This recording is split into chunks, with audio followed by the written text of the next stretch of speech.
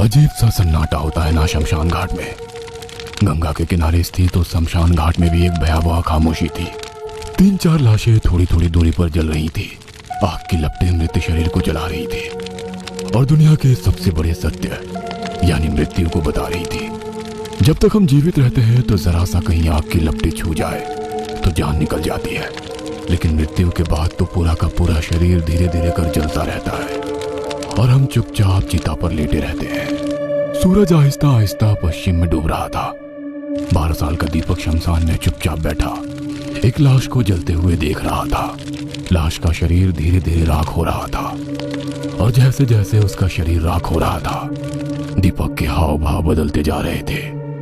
उसके चेहरे पर तनाव आ रहा था, उसकी आंखें बड़ी होती जा रही थी और धीरे धीरे कर उन आंखों में लालिमा आती जा रही थी।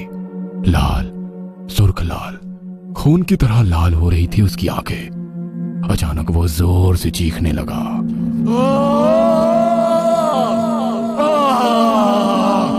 जलती लाश के पास गमों के सागर में डूबे उस मृत व्यक्ति के परिजन दीपक को इस तरह चिल्लाते देखकर डर गए। अरे ये कौन है? कहाँ हुआ रे उसको? हमको नहीं पता दादा, पता नहीं कौन है। बाप रे, ये कैसे चीख रहा है? ऐसा लगता है कि कोनो भूत घुस गया है इसका देह में। दीपक जो अभी तक केवल चीख रहा था, जमीन पर बैठे बैठे उसने अपने पैरों के नाखूनों को सामने के पत्थर पर रगड़ना शुरू कर दिया। वो रगड़ इतनी तेज थी कि उसके नाखूनों से खून निकलने लगा, लेकिन उसे शायद दर्द का एहसास नहीं था, तभी तो वो नाखूनों को लगातार रगड़े जा रहा था। पास बैठे लोग अब दीपक को देखकर और भी डर गए थे। अरे अरे, ये किसका बेटा है रे? हाफ माइंड है का? ये क्या कर रहा है? उस आदमी की बात पर दीपक ने उसे गौर कर देखा और उसके मुंह पर थूक दिया। अरे ये क्या कर रहा है तुम?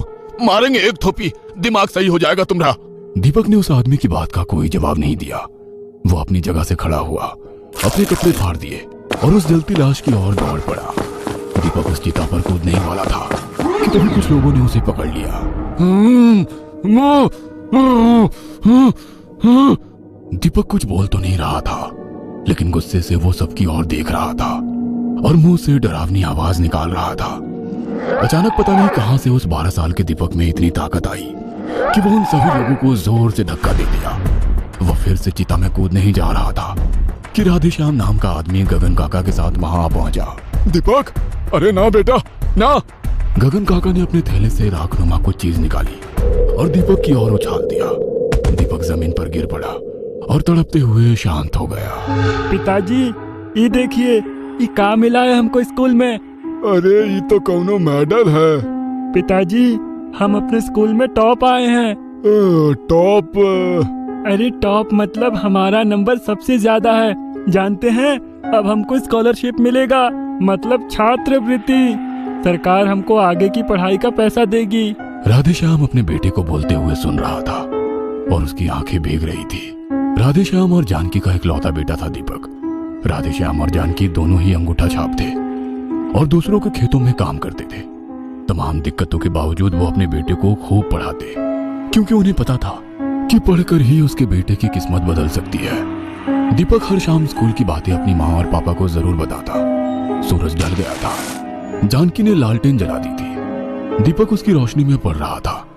उसके बगल में ही राधेश्याम हाथ वाला पंखा जल रहा था। तभी जानकी हाथ में खाने की थाली लिए उसके पास आई और दोनों को इशारों से खाने के लिए कहा। राधेश्याम ने जानकी के हाथ से खाना ले ली, लेकिन दीपक ने कहा, अम्मा थोड़ी देर में खाते हैं, तुम खाना ढक कर रख दो ना। जानती हो आज हमको मास्टर जी का पढ़ाए। अब हमको कैसे पता होगा? हम कोनो स्कूल गए हैं का?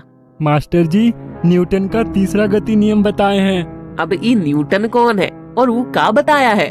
माँ, वो बहुत बड़ा वैज्ञानिक था। उसका तीसरा गति का तीसरा नियम ये है कि हर एक क्रिया के बराबर और विपरीत प्रतिक्रिया होती है। मतलब हम कुछ भी करते हैं तो उसकी प्रतिक्रिया जरूर होती है।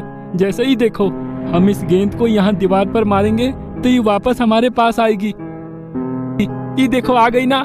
हम गेंद को दीवार पर फेंके, वो क्रिया हुई, और गेंद वापस आई, उसे कहते हैं प्रतिक्रिया। अरे तुम्हारा ये न्यूटन जरूर भगवत गीता पढ़ता होगा, क्योंकि सब तो वही लिखा है, इंसान जो करता है उसका फल मिलता है, चाहे अच्छा हो या बुरा, कर्म फल जरूर मिलता है। भगवत गीता यही आखिरी बातचीत थी दीपक की अपने माँ बाबूजी के साथ, क्योंकि उस रात के बाद तो सब कुछ बदल गया था।